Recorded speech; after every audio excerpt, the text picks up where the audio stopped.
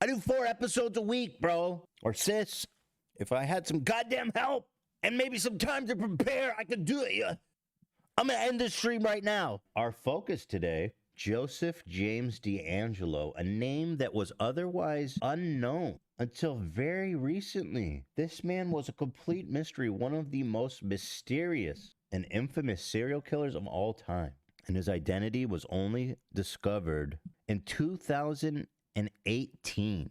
I can't describe just the amount of terror this guy reigned on California. This dude is a demon. He is so sick. He had so many surnames at the time, but I was going to say he's skinny. And so I can let all that go and respect him because at least he's not fat. I think we can all agree that why don't we just consider it time served? You know what I mean? For a skinny guy like him, it's fine. Joseph James D'Angelo. 13 first-degree murders, 51 rapes, 120 burglaries, and he started doing his crimes in 1974 all the way to 1968. That's 12 years of active mayhem of he was a prolific rapist, and then later in his career, he started actually to kill the people. I guess it wasn't enough for him. And what's so crazy about this is first he started in NorCal.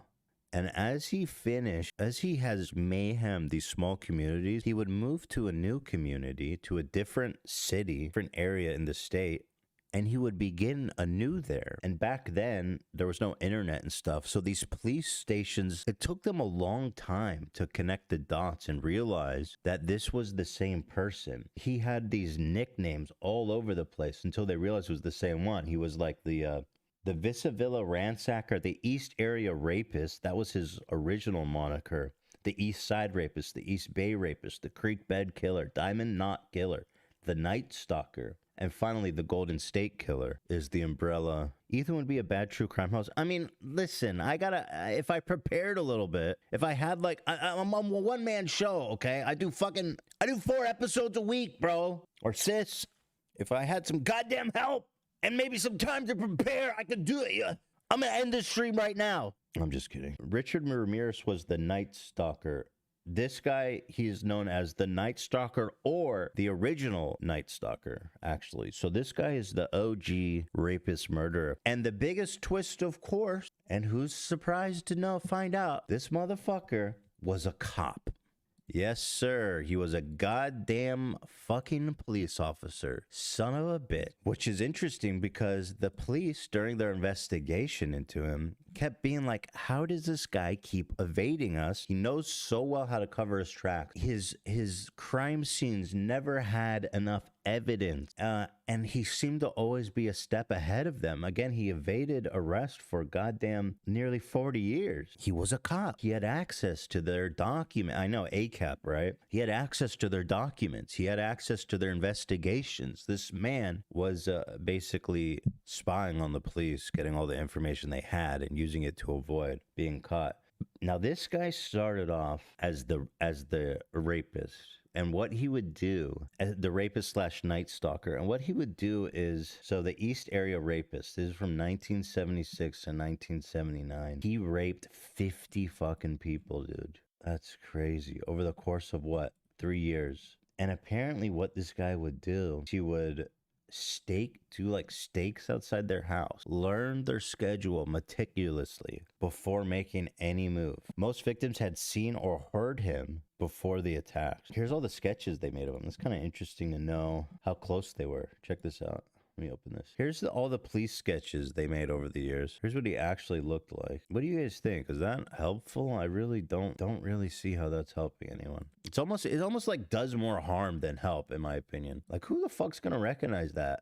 So he targeted women alone in their home or with children, but he eventually found a preference for attacking couples. And this is when it gets really, really terrifying. His usual method was to break in through a window or sliding glass door and awaking the sleeping occupants with a flashlight and threatening them with a handgun. Victims were subsequently bound with rope that he had found there or brought with him, blindfolded and gagged, and the female victim was forced to tie up her male companion. The bindings were so tight that the victim's hands went numb after hours. He then separated the couple, and then he would stack dishes on the back of the male partner. And if he heard the dishes rattle or fall off him, he said he would kill everyone in the house. And he would move the woman to the living room and rape her often and repeatedly. It's so fucking crazy. And the weird thing is, he would force the husband to listen, or in some cases watch, keep them occupied with the plates for hours. And what he would do is he would spend the whole fucking night there in the apartment and draw it out all night, rape the woman like repeatedly. And he would was known for going in their fridge and getting a snack and going and sitting in the lounge chair and having a moment. You know what I mean? Like, the man, he's one of the most sick fuck I've ever heard of. Also a cop, by the way. Let's not forget he's a cop, so we love that. ACAB, obviously. D'Angelo sometimes spent hours in the morning just ransacking the home, looking through drawers, eating food, drinking beer, and then going and raping the woman again or making additional threats. Victims sometimes would think he left the house because he was basically quiet and just sitting there. And after hours, he would jump out in the darkness and scare the shit out of him, just toying with them. He stole items, typically as trinkets of little value, and then he crept away, leaving the victims uncertain if he had actually ever left. Which I guess, as far as, being a criminal is concerned, clever at least to say, because if you don't know when they leave, you're gonna sit there way fucking longer than you need to before you call the police, right? So they would just sit there in fear till the sun came up and they were sure, okay, this guy's gone. He operated originally out of Sacramento County, and so it actually, believe it or not, it gets worse. So this dude raped 50 fucking women, and they were all in their house, usually with significant others. That was part of his thrill. And it was in similar neighborhoods too. So these neighborhoods were very, very traumatized. September 11th, a cursed date, 1975, 10 years before I was born. This may have been the first time he killed somebody. Broke into the house of Claude Snelling. Snelling was a journalism professor and had previously chased a prowler discovered under her daughter's window. September 11th, he was awakened around 2 a.m. by strange noises. Upon leaving his bedroom, Snelling ran through the open back door, confronted a ski-masked intruder in his carport, attempting to kidnap his daughter, who had been subdued with threats of being stabbed or shot. Snelling then shot twice, staggering back into the house to his wife. Snelling was shot twice, fell back into his house, and died. After the murder, Beth Snelling, 16, underwent hypnosis in order to get further details. The police also committed more resources to apprehending the ransacker. Yeah, so that was the first time he killed someone, apparently. And he kind of got into the whole murder thing a little bit later. Also, this happened, let's see, a young Sacramento couple, Brian Magor, a military police, and his wife Katie Magor were walking their dog in the Rancho Cordova area the night of February 2nd, 1978, near where 5 East area rapist attacks had occurred. They fled after a confrontation in the street, but were chased down and shot to death. Some investigators suspected they had been murdered by the East area rapist because of the proximity of the other attack, and a shoelace was found nearby. The FBI announced on June 15th that it was confident the East area rapist had murdered them. That's interesting. That's kind of outside his regular behaviors. So here's when it gets really fucked. So he's basically traumatized the entire North Bay area of Sacramento, right? And that his last rape was July 5th, 1979. And now he goes from being the East area rapist to the original Night Stalker, because he moves to Southern California, and this time is when he starts getting an appetite, killing his victim. First striking in Santa Barbara County, which is very close to where I grew up. Oh, this shit is so crazy, you guys. The attack lasted until 1981. Only the couple in the first attack survived, alerting neighbors and forcing the intruder to flee. The other neighbors were murdered by either gunshot or bludgeoning. So the first one took place in Santa Barbara. On October 1st, an intruder broke in and tied up the couple. They were alarmed at hearing him say, "I'll kill him," to himself. Oh, that's comforting. The man and woman tried to escape when he left the room, and the woman screamed. Realizing that the alarm had been raised, the intruder fled on a bicycle. Those people got so fucking lucky. unlucky. A neighbor who happened to be an FBI agent responded to the noise and pursued the perpetrator, who abandoned the bicycle and a knife and fled on foot through local backyards. On December 30th, 44-year-old Robert Offerman were found shot to death. Offerman's bindings were untied, indicating he had been lunged at the attacker. The craziest story about this guy, I gotta find the anecdote because you guys are gonna fucking love this. Hold on. There was a town hall meeting. Everyone was so scared they had called a town hall meeting to discuss what are they gonna do about this guy who's tying up the husbands.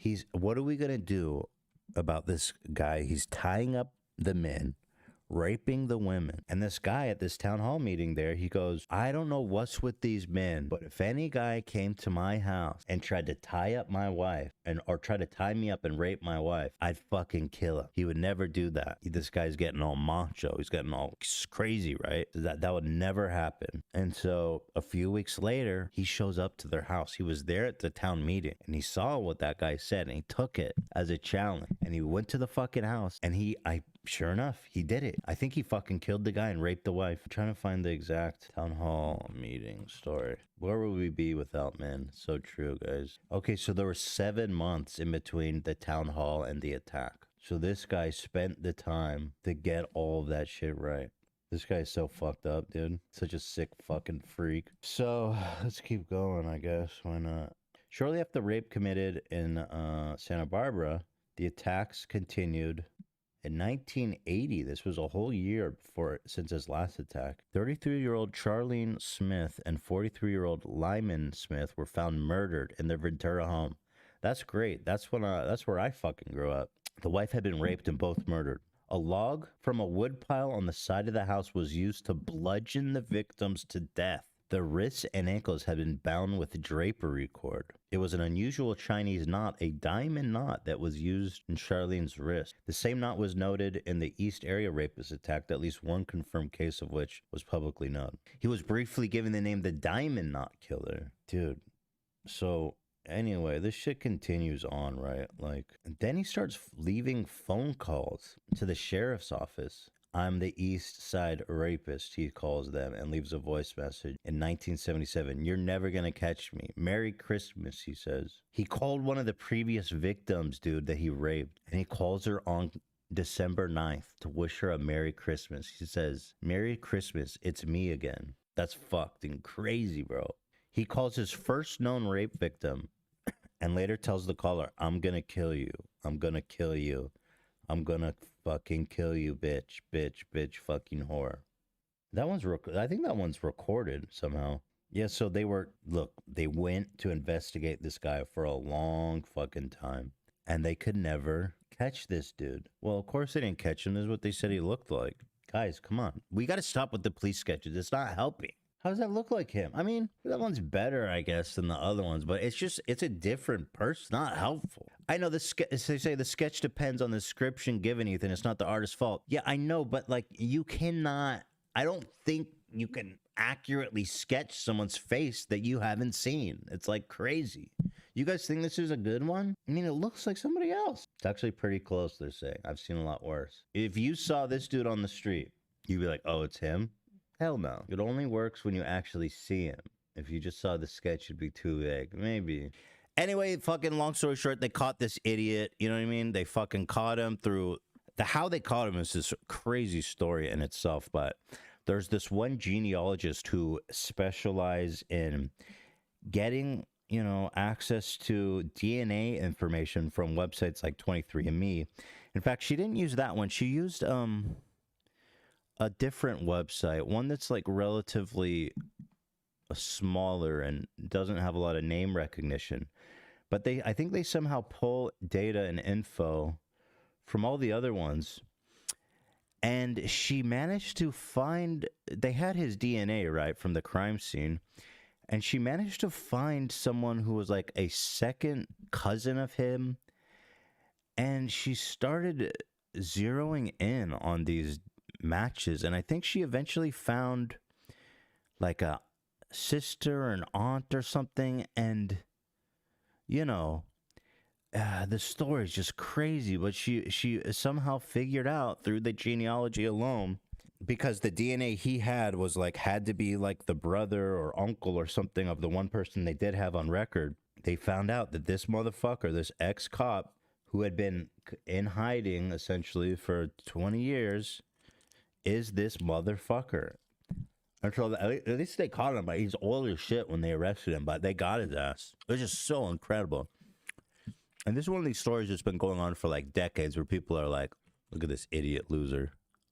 Oh, I'm so fucking old. Oh, I'm an old fuck. Yeah, dude. Fuck you, old ass bitch. He probably thought he got away with it. You know what I mean? Then all of a sudden the police come out like, yeah, we know it's you, bitch. He's 77. Oh, he's not that old. He's playing it up. As soon as they caught his ass, he's probably like, to get me a wheelchair. Shut up, bitch. He's definitely playing it up. You're 77, bro. You're not 90. Stop it. Look at this. Another crazy ass wrinkle in this story is that you guys know the comedian Patton Oswalt. Well, he's widowed, unfortunately. Sadly, his wife passed away. But she was intensely dedicated to figuring out who the Golden State Killer was. Meredith Salinger. And she wrote like a book about it, like one of the leading books about it. Wait, this is her? She's like an actress? Is that the same person? Oh, that's so weird. Wait, is that who that is? Or is this someone else? This is, I guess, his new wife. Second wife, rather. New wife sounds a little bit like, I traded her in. That's not what I meant. Michelle McNamara. She was a true crime writer. So here, let me get some deets on her. She was a true crime author. She was the author of the true crime book, I'll Be Gone in the Dark, one woman's obsessive search for the Golden State Killer. And she helped coin the moniker, the Golden State Killer. The book was released after her death and was later adapted into a documentary series, I'll Be Gone in the Dark, which debuted on HBO. And that documentary is fucking amazing. You guys should watch that. It's so good. And what's absolutely insane is that they caught this guy, and I don't think she ever was alive to see the culmination of all of her work. Her death was due to the effect of multiple prescription drugs, Adderall and Xanax and fentanyl. Oh my God. Jesus, that's like the whole goddamn grab bag. She also had cocaine and levamisole. I don't even know what the fuck that is. That's a drug I even heard of. It's a medication to treat parasitic worm infections. Holy fuck, lady. You know how to party. She had a disease, a heart disease, but she ruled it an accidental overdose. That's sad. Yeah, so she had this whole fucking career dedicated to finding out who the fuck this guy was. And I don't think she ever got to see it. Did she? Let's see. It was about 2/3 finished at her death. The document was edited and completed by true crime writers, including her widowed husband. The book released after her death, 2 years after her death, and reached number 2 on the New York Times bestseller. I want to know if she was...